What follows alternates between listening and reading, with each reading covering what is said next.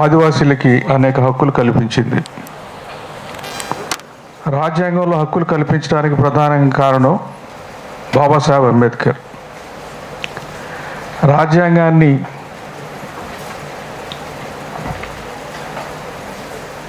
తీర్చిదిద్ది రూపొందించి అనేక రకాలైనటువంటి అనేక సామాజిక వర్గాలకు హక్కులు కల్పించారు. వాటిలో గిరిజనులు కల్పించినటువంటి హక్కులు చాలా గొప్పవి. స్వయం పాలన అనే హక్కు అనేటువంటిది చాలా ముఖ్యమైనది. అడవి మీద మనకున్నటువంటి ఎన్నో వేల సంవత్సరాలుగా మనకున్నటువంటి హక్కుని, ఆ భూమి మీద అడవి మీద హక్కుని మనకి బదిలపరుస్తూ కూడా రాజ్యాంగంలో మనకు హక్కుల్ని రూపొందించబడ్డాయి.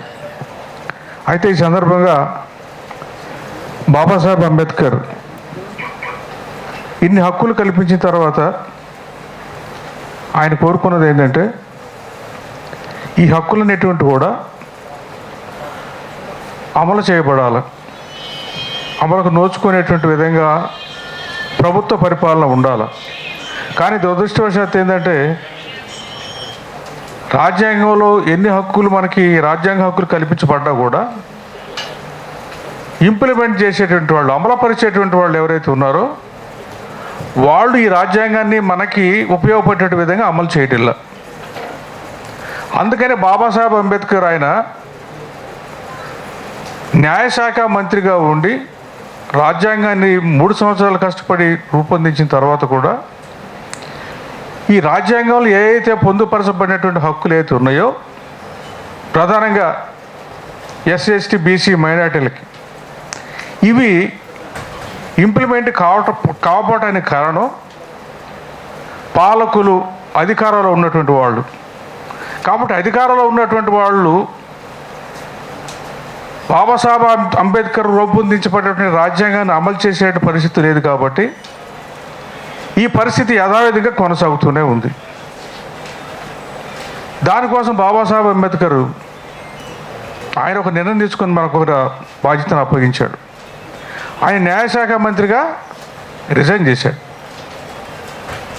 రాజ్యాంగాన్ని రూపొందించి భారతదేశంలో మొట్టమొదటిసారిగా న్యాయశాఖ మంత్రిగా ఉండి నా ఎస్సీ ఎస్టీ బీసీ మైనారిటీ మహిళా ప్రజలకి నేను న్యాయం చేయలేనప్పుడు ఈ పదవిలో నేను ఎందుకు ఉండాలని చెప్పి ఆయన రిజైన్ చేశాడు. రిజైన్ చేసి మనకి చెప్పినటువంటి విషయం ఏంటంటే, మనం అధికారంలోకి రావాలి. అధికారంలోకి రావాలంటే రాజ్యాంగాన్ని అమలుపరిచేటువంటి స్థానంలో మనం ఉండాలి. ఎవరు ఉండాలా? రాజ్యాంగంలో ఎవరికైతే హక్కులు కల్పించబడ్డాయో, హక్కులు కల్పించబడినటువంటి వాళ్ళ ప్రతినిధులు వాళ్ళు శాసనసభకి, లోక్సభకి, పార్లమెంట్కి ఎన్నికై వాళ్ళు ఈ రాజ్యాంగాన్ని అమలు చేస్తే తప్పితే మనకి ఈ రాజ్యాంగ హక్కులు మనకు రావు అనేటువంటి ఉద్దేశంతో ఆయన ఒక నిర్ణయం తీసుకొని మనకు ఆ పిలుపునిచ్చి ఆయన రిజైన్ చేసి రాజకీయాల ద్వారానే, రాజ్యాధికారం ద్వారానే మనం బాగుపడతాము అని చెప్పి ఒక మాట చెప్పిన తర్వాత ఆయన రాజకీయాలకి మనకి అప్పగించాడు. ఆయన పద్ధతులు ఆయన మొదలుపెట్టాడు. అయితే ఇక్కడ నేను చెప్పేది ఏంటంటే, మేము ఇటీవల పోలవరం తిరిగాం, అన్ని ప్రాంతాలకు వెళ్ళాం. ఇప్పుడు ఈ రాజ్యాంగ హక్కులు కాపాడుతున్నటువంటి బాధ్యత ఉన్నటువంటి ప్రభుత్వం ఎవరి ద్వారా ఎలా నడుస్తున్నటువంటి విషయాన్ని ఒకసారి ఆలోచన చేసినప్పుడు ఒకే మాట చెప్పి నేను ముగిస్తాను. మేము పోలవరం వెళ్ళినప్పుడు మేము అడిగాం, 2005 నుంచి పోలవరం ప్రాజెక్టు నడుస్తున్నది. అక్కడి నుంచి ఇప్పుడు దాకా కూడా అది ఇంతమట్టుకి 25% కూడా ఈ రోజున పునరావాస కార్యక్రమం కల్పించలేదు. దాని మీద అక్కడ ప్రజలను అడిగితే ఏమన్నారంటే, మీకు సరైనటువంటి పునరావాస ప్యాకేజీ కానీ, మీకు రావాల్సిన నష్టపరిహారం కానీ, మీకు కావాల్సిన భూములు కానీ ఎందుకు ఇవ్వటం లేదు అని అంటే, ఇవ్వటం లేదు. మరి మీరు అనుకున్నటువంటి ప్రజాప్రతినిధిని ఏం చేస్తున్నాడు అడిగారా అని అడిగాం. ఎన్నికలప్పుడైతే ఖచ్చితంగా వచ్చి ఇవన్నీ మేము చేస్తామని చెప్తున్నారు, అందుకు ఆయనకు ఓట్లేసి మేము ఎన్నుకుంటున్నాం. ఆ తర్వాత ఆయన ఎన్నికలు తిరుగుతున్నవాడు ఆయన చేయటం లేదు. మరి మీరు ఏం చేయాలనుకుంటున్నారు? మరి ఆయన నెక్స్ట్ ఎన్నికల్లో ఓడిస్తారా అని అంటే, ఓడించాలనుకున్నా కానీ నెక్స్ట్ ఎన్నికల్లో అతనికి సీట్ ఇవ్వాల.